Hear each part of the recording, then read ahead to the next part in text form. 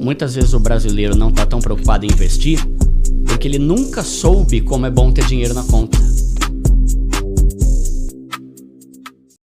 Por exemplo, no meu canal, eu não sou um especialista em investimentos. Eu gosto mais de falar de mentalidade do que de investimento, inclusive. Porque tudo começa na cabeça e, ao mesmo tempo, a forma com que a gente gasta o nosso dinheiro vai depender da nossa mentalidade e a nossa saúde mental vai depender de como está a nossa vida financeira. Não é só quando é pobre do ponto de vista absoluto, né? Por exemplo, assim, tu pega... uma pessoa é pobre e ganha um salário mínimo. Não, uma pessoa pode ser pobre ganhando 50 mil reais. Sim. E aí, dependendo do nível de problema que ela tenha, né? Esse nível de problema vai causar tanto dano emocional, psicológico. Tanto é que problema financeiro é um dos maiores motivos de ansiedade e depressão. E problema financeiro, dívida, aumenta em 3% o risco da pessoa, inclusive, cometer suicídio. É um negócio que tem o poder de ferrar toda a nossa vida e não se estuda sobre isso. Né? Principalmente por causa do problema da escola. Né? Que nunca a gente teve educação financeira, então todo mundo acha que educação financeira não é algo a ser estudado. Eu não tinha isso na escola. Tem que estudar matemática, ciências, biologia, literatura portuguesa, os Lusíada. Caramba, mano, que raio de currículo carniça é esse, né, mano? Tipo, tem tudo quanto é coisa na escola de porcaria e educação financeira, que causa ansiedade, estresse, insônia, depressão, divórcio, suicídio. Não, isso não precisa. Né, meu? Eu acho que esse prazer começa a vir quando ela começa a estudar e vê que gera mudança. Tipo assim, ela começa a investir e vê como é ter dinheiro, ela vai começar a gostar e dar mais atenção. Só que é tão pouco falado educação financeira que acho que não fede nem cheira, não vai mudar em nada, vai mudar a tua vida totalmente. É interessante também o ponto, né, da educação financeira, porque quando a gente olha pra... Por exemplo, assim, como que a gente aprende a escrever, né? A gente aprende a escrever, primeiro tu lá vai aprender o alfabeto, depois tu vai aprender a montar uma palavra, depois tu vai aprender a escrever, interpretar o negócio e ler um texto, né? Em finanças acontece a mesma coisa.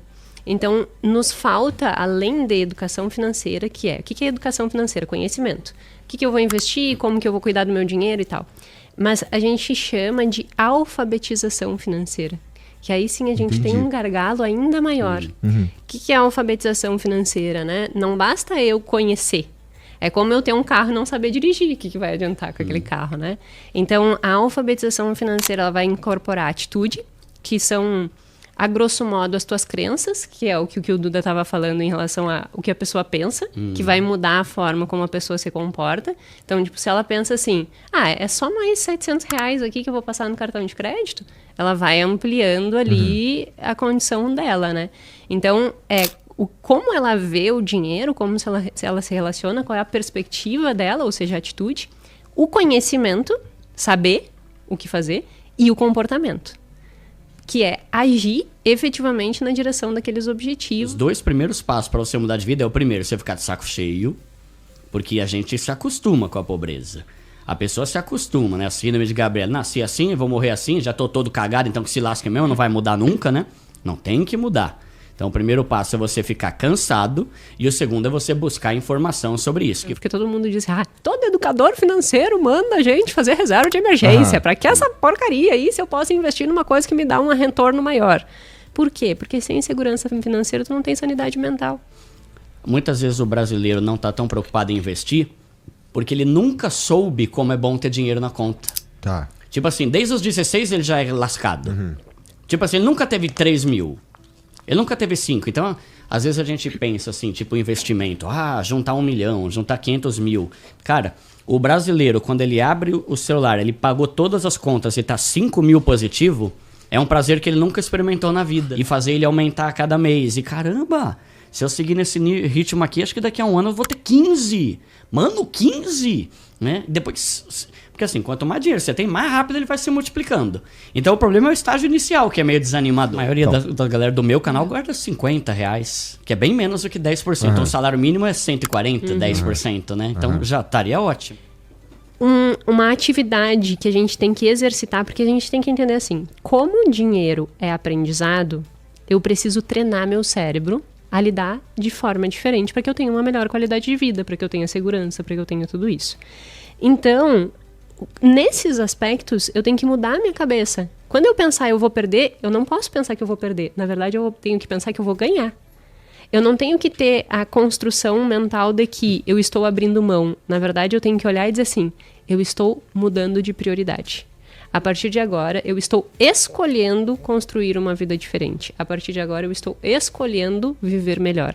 A partir de agora, eu estou escolhendo botar a minha bela cabeça no travesseiro e dormir tranquila, porque até hoje eu não consegui dormir tranquila pensando no boleto que eu tinha pagar no final do mês. Uhum. Então, assim, é melhor você trabalhar ainda mais por 1 ano e resolver teu problema do que continuar cagado por 20 anos. Você tem toda a razão. Né? Eu sempre dou aquele exemplo, que é o da faculdade. Grande parte dos brasileiros, por 4 anos, trabalhou o dia inteiro, aí saía do trampo às 18, ia pra facu, na facu ficava até quase meia-noite, chegava em casa 1 e ia pra repetir no dia seguinte. Por 4 anos nessa rotina miserável. Não vale a pena você tentar por 1 ano só fazer a mesma coisa, com o mesmo empenho que você tinha, só que em vez de ir pra faculdade você fazer uma renda essa noite? Caramba, se você faz um trampo aí que te paga aí R$1.000 por mês, 12 pau. Em 1 ano você já quita suas dívidas, monta sua reserva de emergência e começa a investir. Só que quem tá disposto a isso? Eu prefiro trabalhar por 1 ano, mas saber que no final do ano minha vida vai estar outra, trabalhar muito por 1 ano, sabendo que no final do ano minha vida vai estar outra, vai ser mais prazeroso do que o prazer que eu tinha por 4 anos quando tinha que ir pra faculdade. Eu tô vendo o dinheiro entrar, né? Então, o Brasil trabalha muito, ganha-se pouco, então é quase que meio que obrigatório para um pobre ter uma renda extra. Tipo, pô, a média é 2 pau, 2 pau e meio. Para quem tem uma família é quase impossível, né? Só que uma renda extra, ela acelera muito o processo do seu enriquecimento e saída da pobreza. Por 1 ano, viva no limite da simplicidade extrema. Cara, não tem como tua vida não tá outra daqui a 1 ano. Só que vai ser gostoso? Não. Vai ser fácil? Não. Vai ter que trabalhar, vai ter que abrir a torneira e trabalhar mais por 1 ano.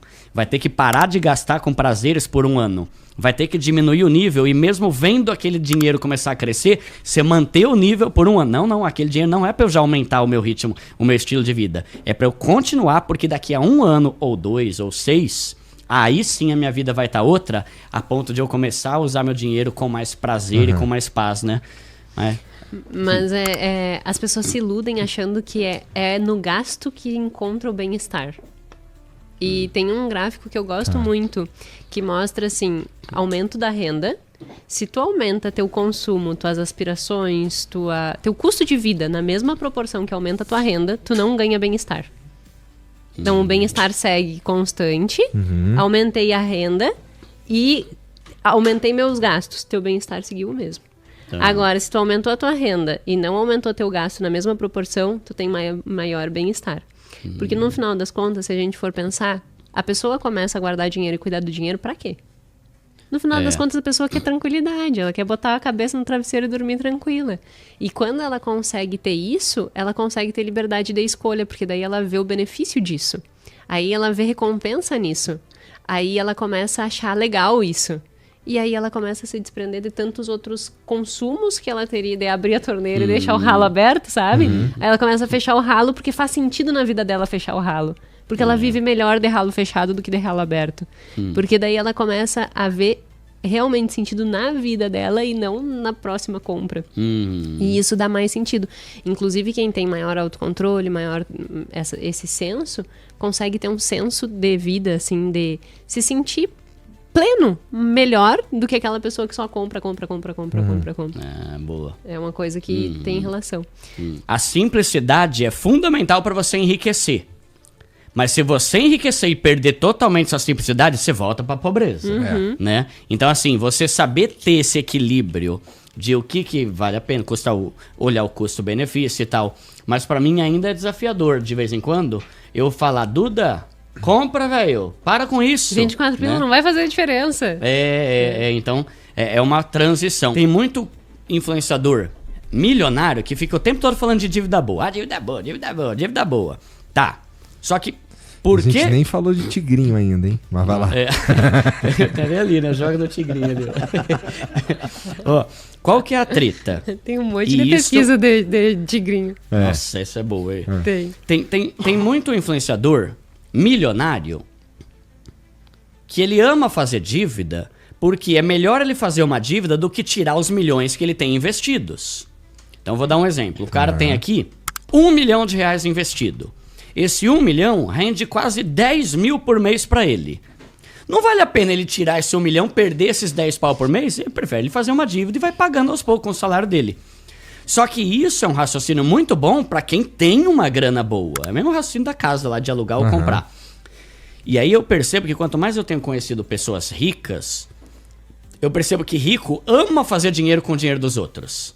Ama ficar cada vez mais rico usando dinheiro do banco. Por quê? Porque ele já tem muito dinheiro e a renda ali dá uma grana boa. Só que aí o pobre vai lá e vê aquela miniatura, dívida boa, faça dívidas, e tá na moda. Tem muito coach que fala isso e recomenda fazer dívida. Só que o pobre não entende que isso só vale a pena pro cara que tem milhões. Aí o pobre vai lá e faz uma dívida comprando um tênis. Sabe? Tipo, não vai ajudar em nada essa porcaria de dívida. Essa é uma dívida horrorosa, né? Então, tomar cuidado com esse papo de dívida boa, porque a dívida boa é aquela que você vai fazer e ela vai te dar um retorno ainda melhor do que o valor da dívida que você está fazendo. Então, por exemplo, comprar uma casa eu vejo como uma dívida boa. Ah, vou alugar um carro. Comprar um tênis para resolver uma dor que você tem no pé. Sim, né? Tem algum problema, tá resolvendo alguma coisa ali. Isso. Não é simplesmente um prazer momentâneo, né? Uma dívida, eu não sou a favor de alugar carro, mas faz de conta que o cara aluga carro pra fazer Uber e começar a ganhar 5 pau por mês em vez de continuar ganhando um salário mínimo lá no trampo dele. Dívida boa. Ele tá pagando ali 1.500 o aluguel, só que ele tá ganhando 3.500 a mais de salário. Então, entender isso pra galera não cair nesse papo simplesmente de que é bom ter dívida. Você tem que entender por que é bom ter dívida, pra quem que isso faz sentido, porque o pobre só se lasca fazendo dívida. Muitos dos problemas da pessoa têm a ver com a finança e ela não percebe que tem a ver com as finanças. Sabe? Então, assim, para pensar. Teu casamento amanhaca por quê? Pode ser por causa de outros problemas, mas normalmente é porque a falta de dinheiro te dá estresse, te dá nervosismo, irritabilidade, ansiedade, insônia, depressão, tendência suicida. Ela te limita o tempo de lazer, de curtição. Vamos no cinema. Que jeito no cinema, mulher? Tem que trabalhar 24 horas para pagar as contas. Né? Então, assim, eu acho que um exercício que a pessoa tem que fazer é: será que todos os problemas, não todos, claro, mas será que esses problemas que eu tô vivendo não tem uma raiz que eu não tô percebendo que é o problema financeiro? E eu acho que muitas vezes vai chegar nisso e sem ela ter percebido antes, sabe? Até tratamentos, assim, né? A gente pega tratamento, por exemplo, ansiedade. O padrão ouro para tratar a ansiedade é TCC, Teoria Cognitiva Comportamental. A eficácia da TCC para uma pessoa que tem problema financeiro é menor. Se a pessoa incorpora dentro do tratamento, né, dentro da terapia, a discussão sobre dinheiro, ela melhora. E o percentual é bem alto, tipo assim, sai de 30% para 50%. A eficácia do tratamento nesse público que foi testado, né? Foi um experimento feito na Europa, se não me engano, na Inglaterra, que eles fizeram exatamente isso. Eles testaram, tinha pessoas, né, em tratamento para ansiedade. E aí um grupo, aí eles pegaram todo mundo que tinha problema financeiro e separaram. Um grupo eles seguiram fazendo o tratamento padrão e o outro grupo eles incorporaram as discussões de finanças. A eficácia do tratamento melhorou. Então não é simplesmente o problema financeiro na conta, né? Mas é exatamente isso que o Duda estava comentando, assim, o quanto isso vai repercutir no resto da vida. E um problema disso tudo é que esse problema que vai gerar o resto da vida, ele se retroalimenta.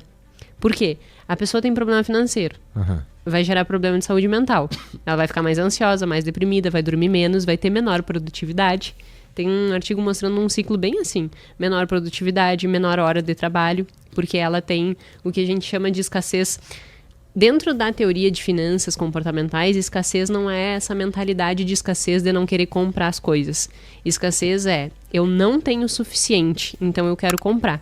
Então, a necessidade de compra extrema é escassez. Entendi. Então, é o contrário do que normalmente... Ela tem sempre um vazio. A pessoa que tá sempre com aquela... Então, sempre que existe falta, existe escassez. Se eu vivo uma vida financeira e eu acho que eu deveria ter mais do que eu tenho escassez. E isso gera afunilamento atencional, o que a gente chama de entra no túnel, né? Porque a minha capacidade de raciocínio, ela fica prejudicada. Porque se eu não tenho dinheiro suficiente, eu começo a ficar como se o dinheiro fosse... Pensa num monte de post-it. Só tem no teus post-it da tua vida dinheiro, dinheiro, dinheiro, dinheiro, dinheiro. É como se tu não tivesse espaço mental pra pensar em outra coisa. Então tu só pensa naquilo. Eu vou chegar assim, ô Duda, vamos sair pra jantar? Não posso. Oi, Igor, vamos, sei lá, fazer uma viagem? Não posso. Ou posso, mas com aquele post-it grudado na cabeça, sabe? Aquilo tá perturbando. Né? E isso acaba... E aí tu aproveita menos lugar. Tu pode até ir, porque tu não sabe dizer não, que a gente já comentou aqui. Mas aí, como é que tu aproveita o lugar se tu fica pensando que não podia estar ali? Então, o que acontece?